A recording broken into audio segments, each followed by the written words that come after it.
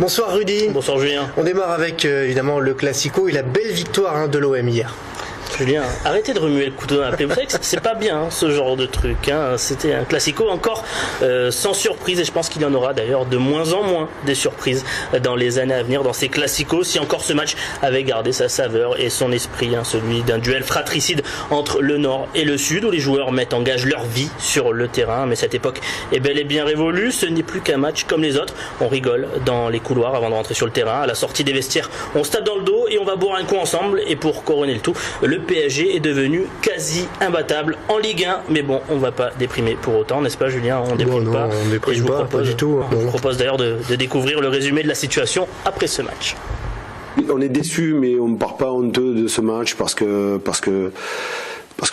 j'ai le sentiment qu'on a donné ce qu'on avait à donner ce soir. L'Olympique de Marseille ne pouvait pas espérer plus. Le scénario semblait écrit d'avance. L'OM a tenté hier. Les Marseillais n'ont pas ménagé leurs efforts, mais en face, ce n'est plus une équipe de Ligue 1 qui se présentait, mais bien une partie de l'élite européenne capable de prouesses que seuls les grands peuvent réaliser. Bien entendu, le PSG est au-dessus de Marseille, c'est clair.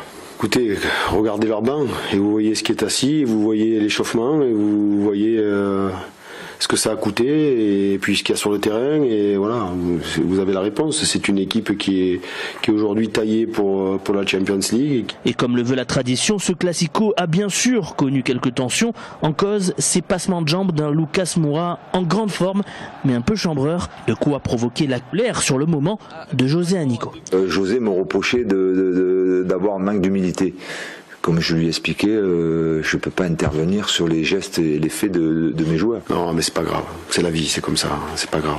C'est moi qui, de temps en temps, monte un peu dans les tours, mais il n'y a rien de grave. Ce qui est par contre plus grave, après cette défaite de 2-0, c'est ce constat.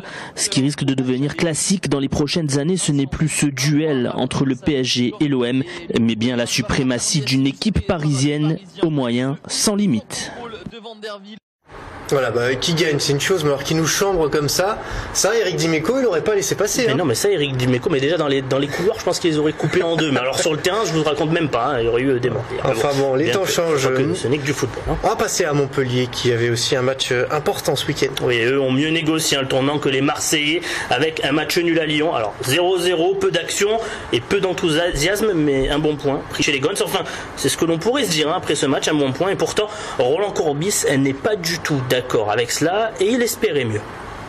C'est vrai qu'on est un petit peu déçu, mais de notre côté, être déçu après, il faut que je fasse gaffe à ce que je dis, parce qu'être déçu de faire un match nul à Lyon, on va me demander si je ne me prends pas pour un autre. Non, je regarde mon équipe tous les jours aux entraînements, je sais ce qu'on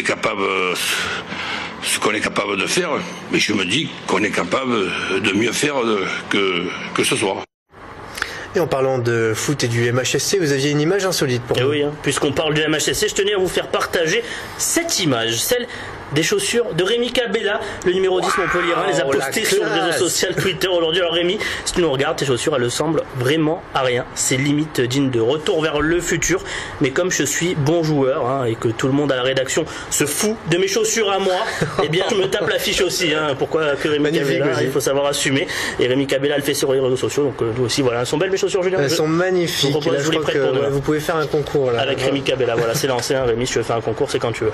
On passe au handball avec un autre Classico. Le PSG, une nouvelle fois, mais qui était en déplacement du côté de l'Arena de Montpellier hier, et les Parisiens se sont imposés sur le fil face au MHB 26-27 en huitième de finale. Donc le MHB éliminé de ses huitièmes de finale. Et sur ce match, eh bien c'est la profondeur de banc qu'il a manqué aux Héroltais, comme nous l'explique Patrice Canaillé, interrogé par Mouad El Yakabi.